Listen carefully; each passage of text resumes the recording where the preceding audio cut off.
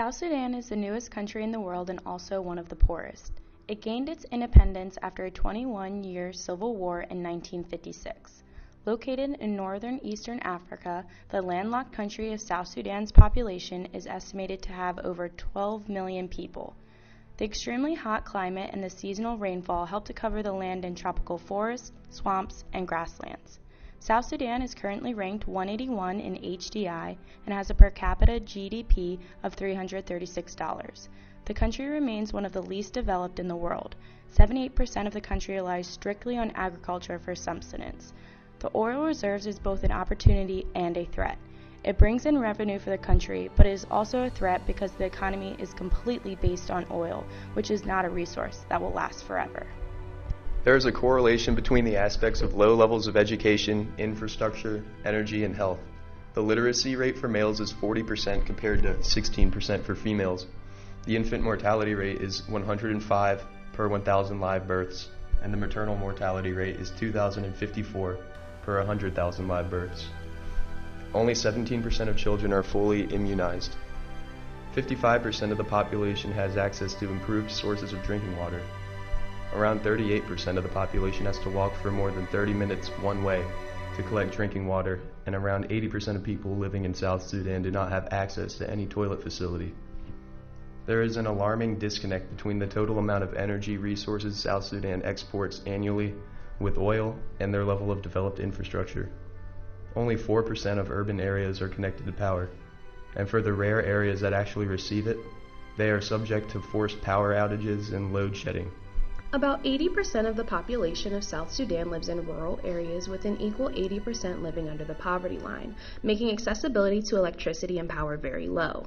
From the most recent 2013 data, only 1% of South Sudan's population has access to grid electricity. Most of those who do have electricity live within the urban areas and still often experience issues such as infrequent service and forced outages. This leaves much of the population to find alternatives. The National Baseline Household Survey indicates that 96% of the population of South Sudan use firewood or charcoal as a primary cooking source. For lighting within the home, over 50% of the population used firewood, while 20% were dependent on kerosene and 2% used generators, leaving 27% of the population with no access to lighting whatsoever. South Sudan has the lowest electricity consumption per capita in sub-Saharan Africa, mainly because of its underdeveloped energy infrastructure, which has been severely impacted by decades of conflict. There is a high potential for solar energy use here.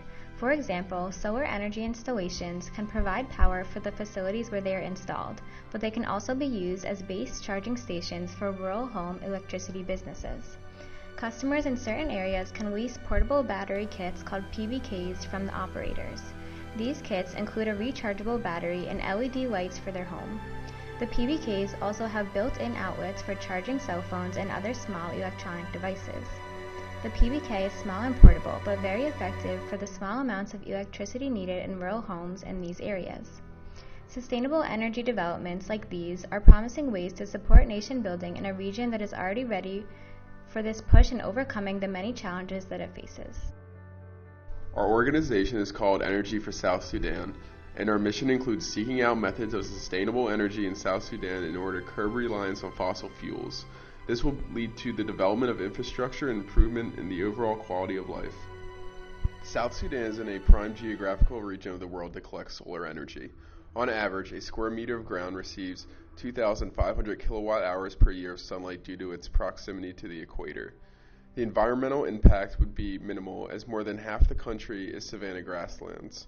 No deforestation would have to take place. The average annual energy expenditure for the country is 460 million kilowatt hours. Conservative estimates place the cost of 1 kilowatt hour using solar at 12.1 cents. This means South Sudan could become entirely self-sufficient off a $55 million investment.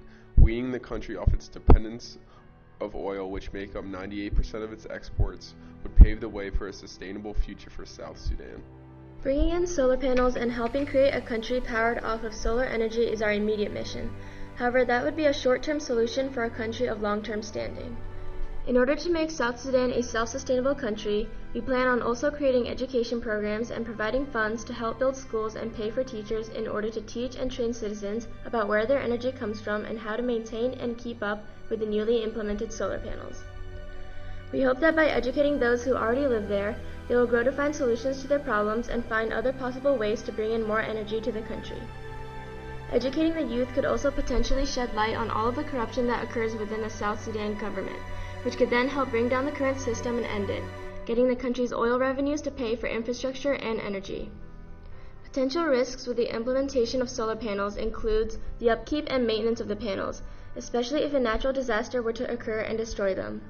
With education programs, we plan on combating this risk by training people to become experts in the inner workings of solar panels, so if something were to occur, they could be reconstructed and energy would not be lost.